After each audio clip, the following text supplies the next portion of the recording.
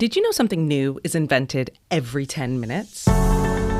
Join us as we speak to the innovators reinventing our world here on planet Earth and far, far beyond.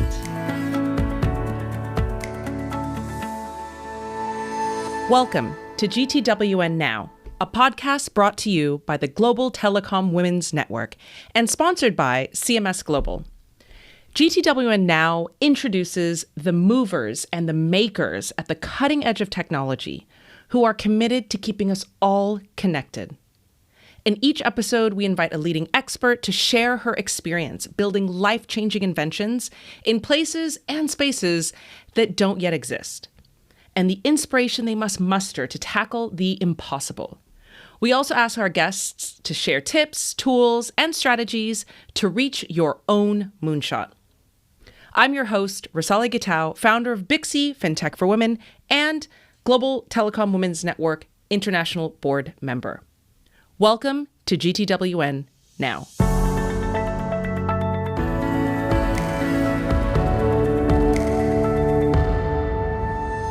Today is a very special episode because it marks the 2025 launch of the Mobile Century magazine. The Mobile Century is published annually by the Global Telecom Women's Network and has been so for over 2 decades. This year's issue is particularly relevant because we are now, if you can believe it, a quarter of a century through the new century. And we really need to check the temperature. Where are we in the evolution of communication and technology? And what have we learned, if anything? Lucky for us, though, we don't have to do all of this alone. We get to do it with none other than Carla Cico, who is the editor-in-chief of this year's Mobile Century 2025 issue, where we really honed in on the concept of digital humanism. So a little bit about Carla. Carla Cico is a GTWN board member and a vastly experienced businesswoman who's worked in a number of highly responsible positions for internationally renowned firms throughout her illustrious career.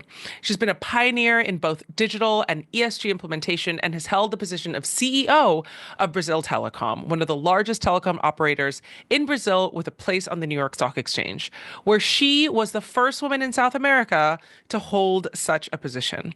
Carla is a speaker at internationally recognized summits with focuses on telecommunication management strategy, digital transformation, and developing economies. So Carla, welcome to the show.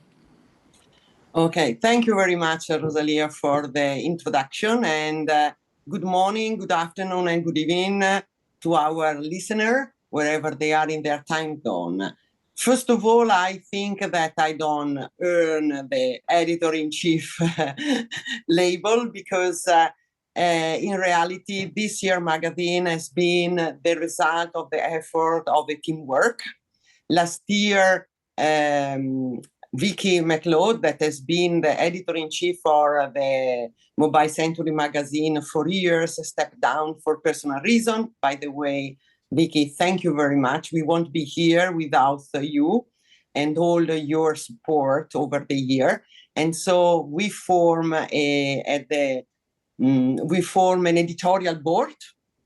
And my role actually has been to outline the different topics in order to have a logical consequence in the magazine, and then I wrote the forehand. So that is the reason why I'm here today, but in reality I represent all the people, including you, Rosalia, of the work that has been done.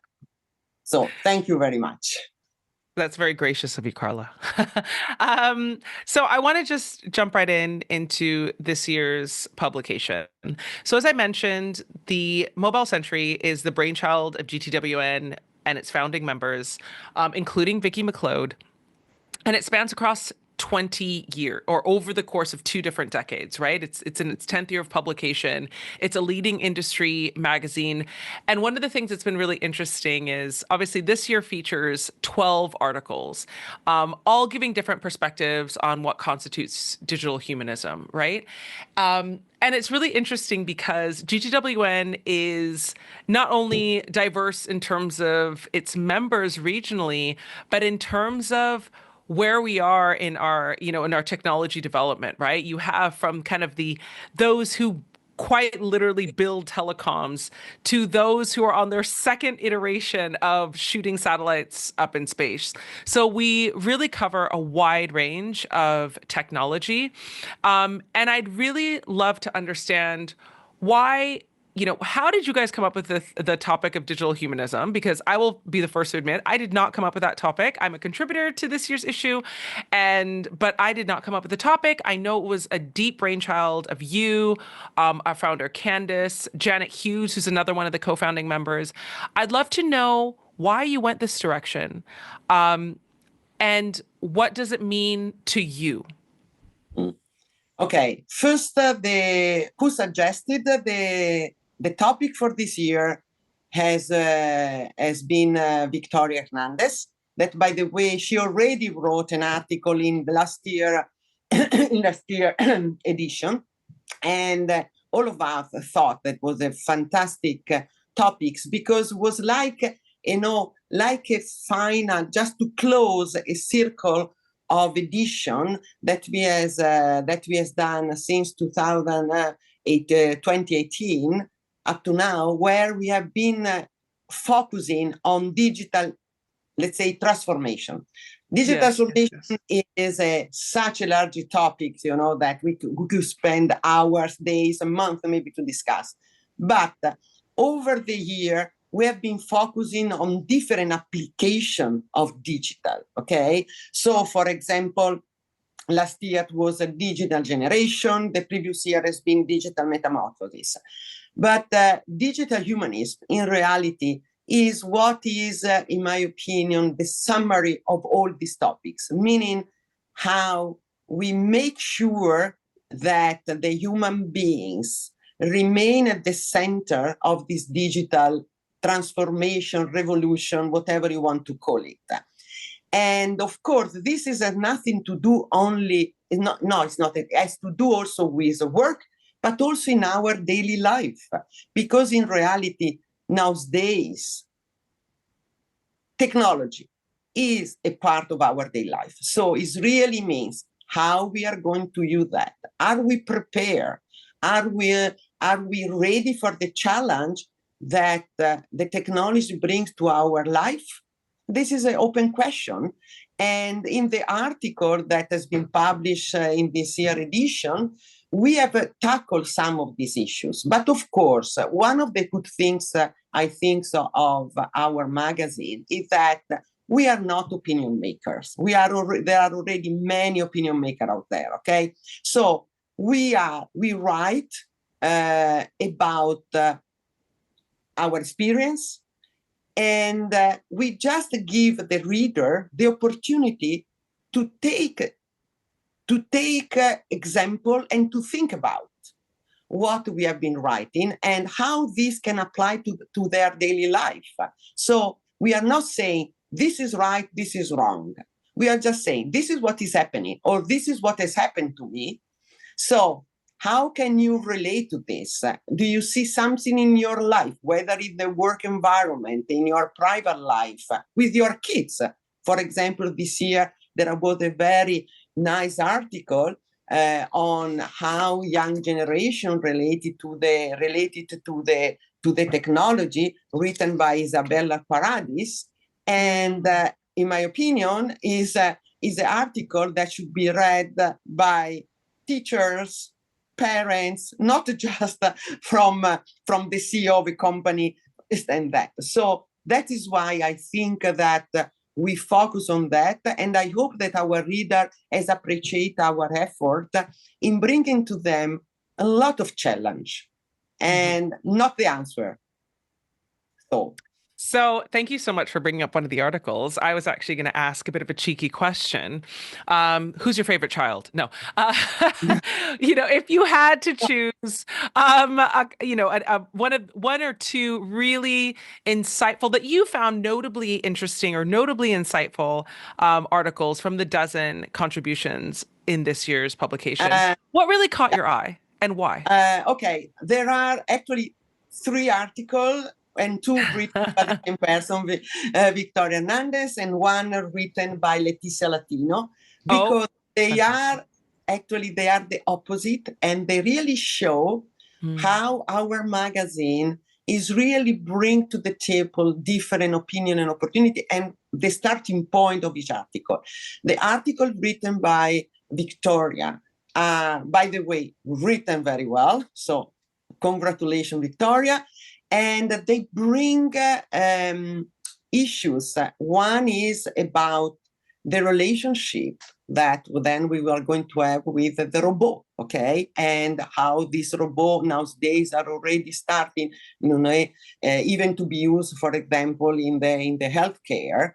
And the other one is about really how we relate with we human beings, how we are ready to face the challenge posed in terms of value and in terms of acting with the technology. But they are written in a more, let's say, intellectual way. Okay, so it brings the opinion of other thinker, other writer, and so they give a lot of insight on what has been written. On the opposite, the other article that I really enjoy very much is the one written by Letizia Latino that is about the development of the workforce in telecommunication. And the reason why I really enjoy reading that, maybe I have to say, is because it's about an industry that I know very well, telecommunication. I grown up in telecommunication, okay? Most of my life I've been in telecommunication. But also because it's based on real life facts. So she's not talking about what we have. She said, this is my experience. This is what I have witnessed. This is what could be done. Okay. And it's been written in a very simple and refreshing style. And so these two different styles, but at the end of the day, are the one who make our magazine different, because we allow people to express themselves in the best way they want, and with always the focus to give to the reader something to think about. You've really made my job a lot easier because you just plugged two podcasts. We luckily have also brought on Victoria Hernandez and Letizia Latino onto this podcast. Victoria Hernandez, as you mentioned, her piece is so... I mean, at some points, I'm pretty sure it quotes, Foucault. Like, it's so intellectual, it's so well referenced, and it's such a high level thinking and musing about the impacts of technology on humans and vice versa. And this is really illustrative in the conversation that she has with Dr. Serge Tisserand in one of our episodes of GTWN now. So I encourage everybody to go check that out. It's actually a really fascinating conversation. Yeah. It happens to be in French, so for the Francophiles, you are welcome. Letizia Latino is actually the podcast that is going to immediately follow yours. And she is I found the most interesting thing about her piece is so many of the pieces accidentally in this year's Mobile Century focused on artificial intelligence, right? Like, who isn't talking about artificial intelligence right now? Everybody's talking about it. What was so interesting about Leticia's piece is that it was focusing on the human workforce. We can talk about AI, we can talk about space. Somebody has to climb a telecom tower and fix it and install it in order for any of this to work, right? Like, we can talk about all the amazing technology somebody has to build. And it can't just be anybody. This is a highly skilled, really unique labor force. And so she is just such a articulate and passionate advocate for empowering this workforce using technology. So whether it's using AI or using other forms of technology to make it a less dangerous workplace for them, to be able to highlight, where are problems before they start, so that the workforce is more empowered in information. And I really feel like her day job and her intellectual contributions to our publication and our podcasts are so aligned with what, with against itself, but also it's what's happening in the world. I spoke with her through our podcast and said I feel like she's one of the truly sincere kind of users of artificial intelligence to improve the human Yeah. workforce, as opposed to AI often being contextualized and discussed as a replacement for the human workforce. So I couldn't agree with you more. I actually thought those two really caught my eye as well. And rightly so. They're so different. As Yeah. Victoria is so intellectual, and quite literally, Leticia shows images of taking regulators to climb 100-meter tall towers, right? So just the real practical of like, we can all talk big picture about technology, but somebody has to build and we have to protect those people. And I thought that was super interesting. I would also like, you've been with GTWN for quite some time.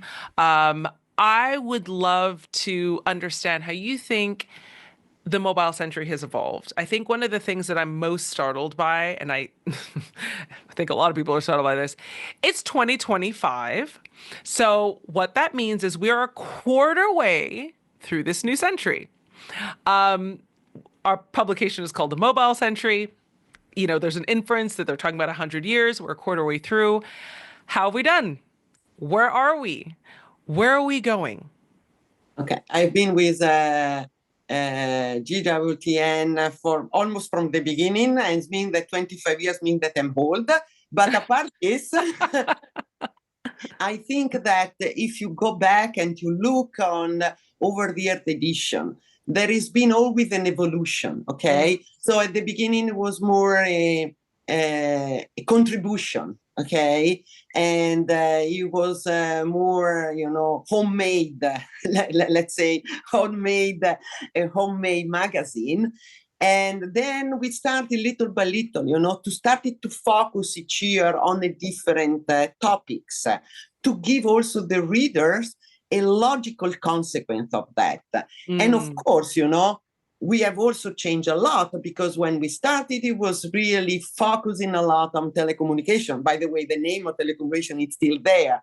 Yeah. But the rapid, but now, is really, to say that today our network in telecommunication is really diminutive, because as you said, there is space, and then there is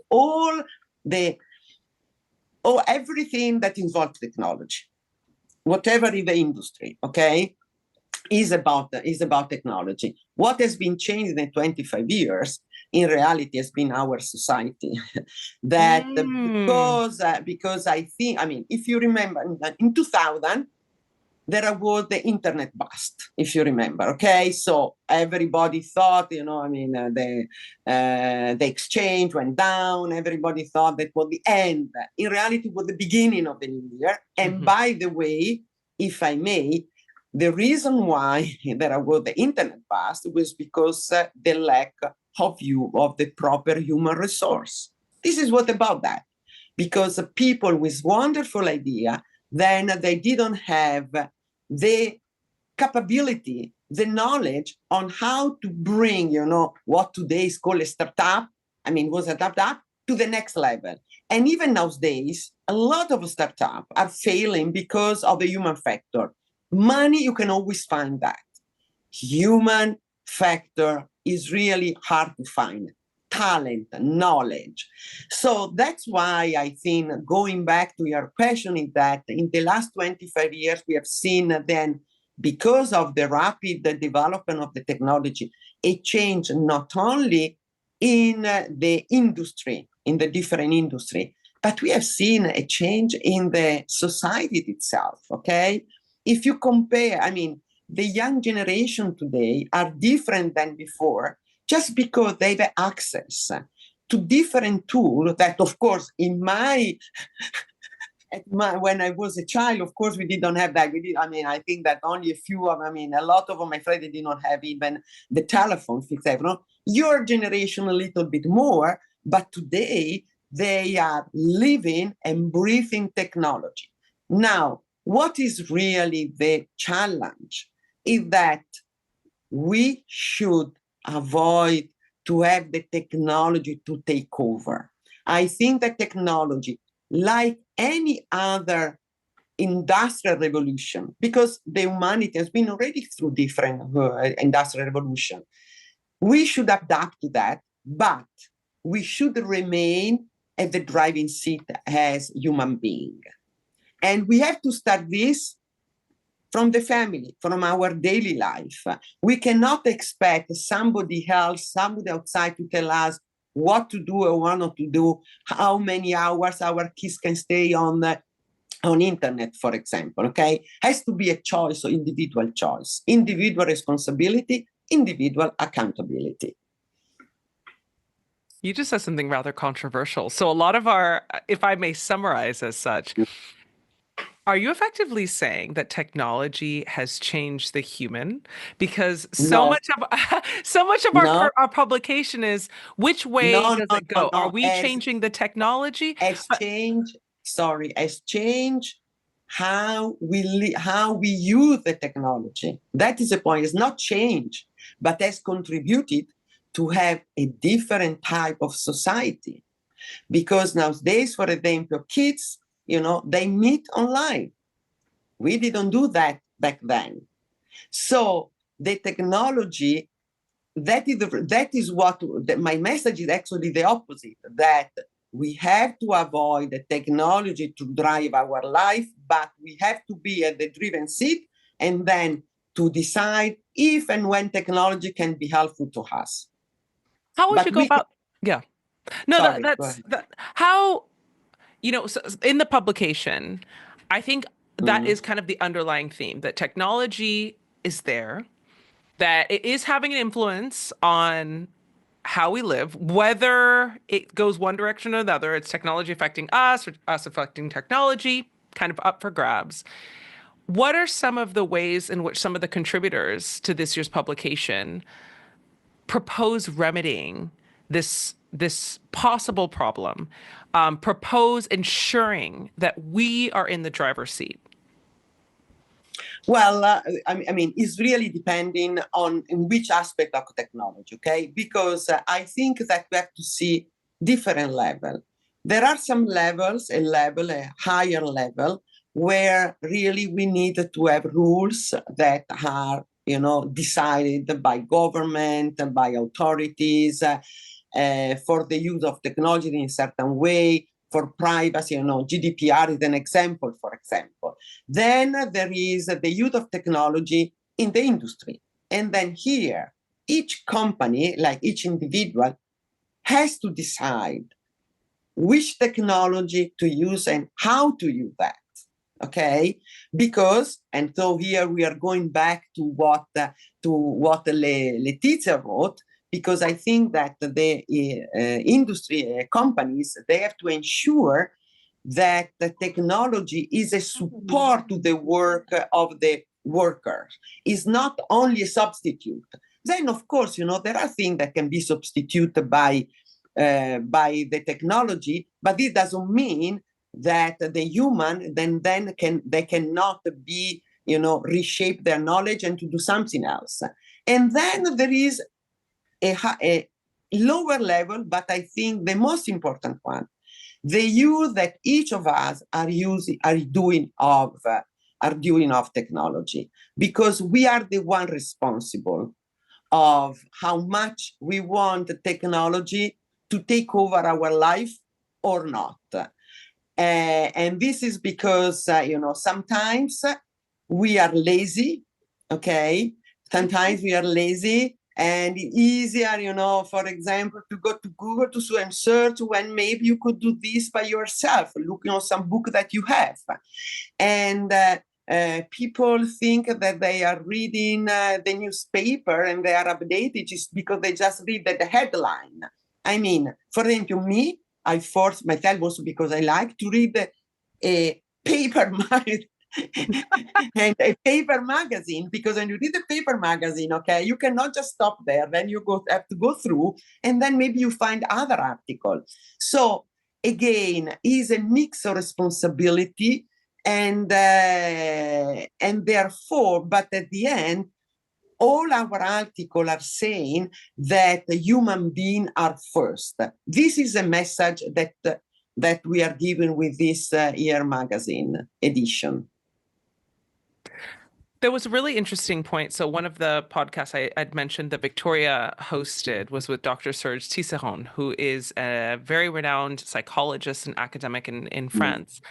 And he made a really interesting point that, particularly when it comes to robotic assistance for people, one of the tendencies is maybe people to use courtesies, common courtesies, like, oh, Alexa, can you please look up this? Or, robot, can you please pick up? And he kind of alluded to just by using some of these courtesies and pleasantries, there's a possibility of humanizing the robot. So, a lot of the things that you're saying, like we have to make sure to put the primacy of the human being. It takes so much effort to do that because so much of our default setting is, oh, I just want to be polite. I want to be, a courteous person. But it's almost like you have to remember to whom, and whom should effectively only include a human being or a sentient being, rather. It's a lot, so that issue of personal responsibility, it's kind of tough, especially when we have these social default settings. Not to say you're not absolutely right, but it's tough, right? Yes, but that is why. But that is why it's important. It was easier. We wouldn't be here to discuss that. I think that first of all, individual responsibility is everywhere. Okay, so it's a basic, at least for me, at the basic of our values. Okay, there is individual responsibility, accountability, and then of course, success if it's individual success. But again, you're mentioning, for example, Alexa. Okay, I have Alexa in front of me here. Okay, and I use for basic things. Okay, again, why? Because if you start to use too much technology, even you as a human person, then you lose a lot. You lose memory. You lose all the different, capability to listen, to speak, to interact. Okay, and this is something that cannot be regulated by some external regulator. It's up to you. And then, of course, in terms of kids, should be responsibility of the parents, of the school, of the educational system, and so on. But now we need to go back to the individual. So that all being said, you're alluding to what is this going to take for the next mobile century? I'm really curious to know, what does the next mobile century, do you think, look like? Like, be a futurist for a second. What does the next mobile century look like to you? Well, again, we have not discussed yet. So everything that I'm saying, I want to put up front is just my thinking. Of course. But I think that we have already discussed in and out everything that we could about digital technology, digital transformation, impact on the human, and so on. Maybe we should go back to human, okay? Maybe we should go back just to the industry themselves, because over the years, we have seen a lot of industry, this industry transformation, and not only because of technology, but just for an example, telco carrier nowadays, they offer more than just mobile or fixed line on internet. No, you go into one of their shop, you can buy electricity utilities or different. So this is, for example, an example how the industry has changed. Not the same goes for other type of utilities, and in general, all the companies change. So what has been, and behind this transformation, there is not only technology, but there is also the human factor, how the human has been changed a lot. I think that another possible interesting topics will be really what has been underlined in the Letizia topics, the fact that the top management, including boards, nowadays are really far away from the bottom of their workers. And maybe this could be also another topic to investigate, this is really happening. We have the right type of board around the globe, and because the industry are changing, company are changing, maybe also the shape or the board composition should change, or their work should change, and the same. So I mean, there are a lot of interesting topics that we could focus, but always related now I suppose related on how this is going not only to affect how has been done, but the human factor. For once to change and to see the human factor, how has used and has changed with the technology. So from your vantage point, so that's what the next century looks like, bringing the human really back to the center of the fold. From your vantage point then, this year's publication, The Mobile Century, what are your key three takeaways? What are your key three takeaways, and the three key takeaways you want others to opine from this year's publication? Well, I think that the first takeaway is that no matter in which industry you are, technology has had influence and has to be dealt with in a proper way. The second is that again, no matter in which industry you are, you have to make sure that there is a balance in the use of technology together with the workers, the human being. So technology has to be an additional tools to make our job life better, and not vice versa. And the third one is that all our writers are really focused on the fact that the human being, no matter what, is still should be at the center of this digital revolution, and not vice versa. All right. Well, here's to, I'm really curious. We're obviously in the show notes, we'll include this year's publication. And it's available on our GTWN website. I'm really curious to hear from those who tune in and read this year's article contributions, what their hot takes are away from that. And I hope to see a lot of alignment, because I think what you're saying is really, I think we really are at a bit of a turning point. I think you're entirely right. The common thread in all of the articles was that the human really does need to be at the center of the equation. Now the question is that the view, is that just our viewpoint, from the kind of humanistic members of GTWN? Is that the wider viewpoint from technologists all around the world? And if not, how do we try and influence that outcome to ensure that in the next century of the mobile century, we're still around? No, but beyond just we're still around, that that humanity and sentience is really at the center of what we're doing of what we're doing as technologists, as futurists. So thank you so much for sharing your insight. Thank you so much for the patience in managing and editing this year's 12 unique contributions. And we really look forward to seeing what you come up with in next year's publication. So thank you for all of your contributions, Carla, and thank you for your, long-standing vantage point and support with GTWN. I've been a beneficiary of that many a times, and for that, I'm grateful. So thank you for your time.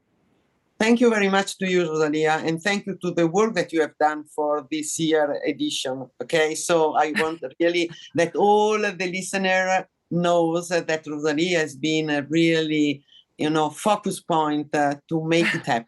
So thank you very much.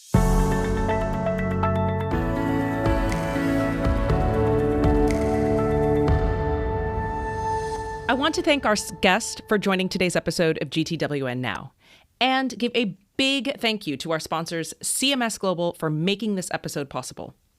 Today's podcast will be available on our website, gtwn.org, Apple Podcasts, Spotify, and wherever else you get your podcasts. Don't forget to hit the subscribe button so you'll be notified when new episodes drop. I'm your host, Rosalia Gitau, GTWN International Board Member, wishing you a week of wonder.